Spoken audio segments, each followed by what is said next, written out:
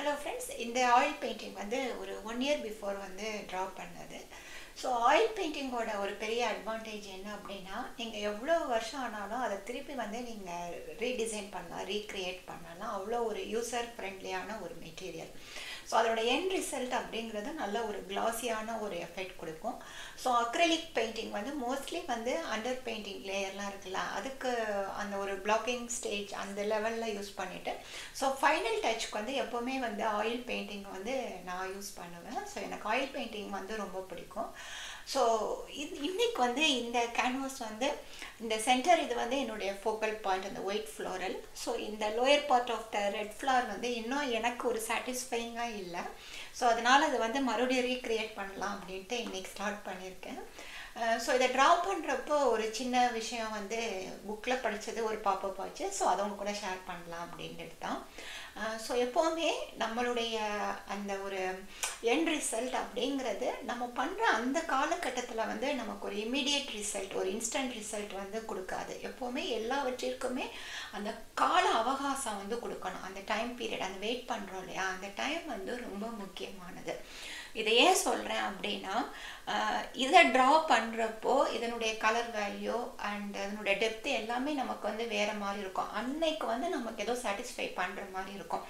ஆனால் ஒரு 2 மாதம் கழிச்சு இந்த பெயிண்டிங்கே நான் திரும்பி பார்க்குறப்போ, ஒன்ஸ் அதை வந்து ஒரு ட்ரை ஆனதுக்கப்புறம் அதனுடைய வேல்யூ அப்படிங்கிறது வேறு மாதிரி இருக்கும். நான் எதிர்பார்த்த அந்த ஒரு எண்ட் ரிசல்ட் வந்து இருக்காது. ஸோ மறுபடியும் நான் ஒரு நல்ல டைம் கொடுப்பேன். அதுக்கப்புறம் தான் அது வந்து அந்த எஃபெக்ட் வந்து வேறு என்ன கரெக்ஷன் பண்ணலாம், இதை எப்படி வந்து என்ஹான்ஸ் பண்ணலாம், இதை எப்படி வந்து நான் ஃபைன் டியூன் பண்ணலாம் அப்படிங்கிற ஒரு ஐடியா வந்து எனக்கு கிடைக்கும். இது வந்து பெயிண்டிங் மட்டும் கிடையாது, நம்மளுடைய எல்லா விஷயங்களுக்குமே வந்து அந்த கால அவகாசம் கொடுக்குறோம் இல்லையா, அது ரொம்ப முக்கியமானது.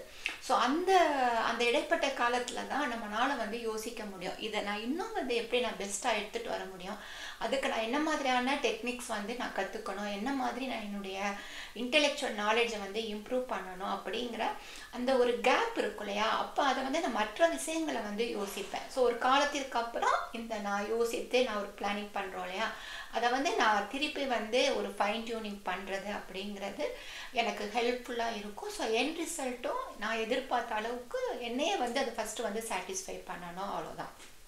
அதே மாதிரி பெயிண்டிங் பண்ணுறப்போ மோஸ்ட்லி நான் வந்து டுட்டோரியல் அந்த வீடியோ அதெல்லாம் வந்து எடுக்க மாட்டேன். ஏன் அப்படின்னா அது எனக்கு ரொம்ப டிஸ்ட்ராக்டிங்காக இருக்கும். ஸோ மோஸ்ட்லி வந்து நிறைய பேர் ஃப்ரெண்ட்ஸ்லாம் கேட்டிருக்குறாங்க வந்து டுட்டோரியல் எடுக்கலாம் அப்படின்ட்டு. எனக்கு அதில் இன்ட்ரெஸ்ட் கிடையாது.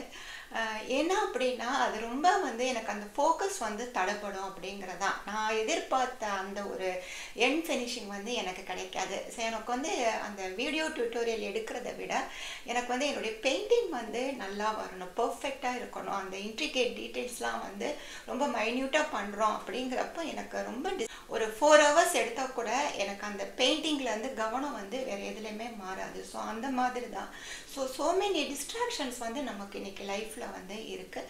ஸோ நம்ம ஒரு விஷயத்தில் வந்து நம்ம ஃபோக்கஸ்டாக பண்ணணும் அப்படின்னா உங்களுடைய டிஸ்ட்ராக்ஷன்ஸ்லாம் என்ன அப்படின்னு சொல்லிட்டு அது எவ்வளோ பெரிய விஷயமாக கூட இருக்கலாம். ஆனால் நீங்கள் பண்ணக்கூடிய விஷயத்துக்கு அது ஒரு டிஸ்ட்ராக்ஷனாக இருந்தது அப்படின்னா அதை கொஞ்ச நேரத்துக்கு தள்ளி வச்சுட்டு நம்ம வந்து எந்த ஒரு காரியத்திலையும் ரொம்ப மோர் ஃபோக்கஸ்டாக இருக்கிறப்போ அதனுடைய எண்ட் ரிசல்ட் அப்படிங்கிறது டெஃபினெட்லி வரும். ஸோ இந்த பெயிண்டிங் முடிச்சுட்டு இதனுடைய எண்ட் ரிசல்ட் ஃபைனல் டச் எப்படி இருக்கு அப்படின்ட்டு நான் போஸ்ட் பண்ணுறேன். தேங்க்யூ.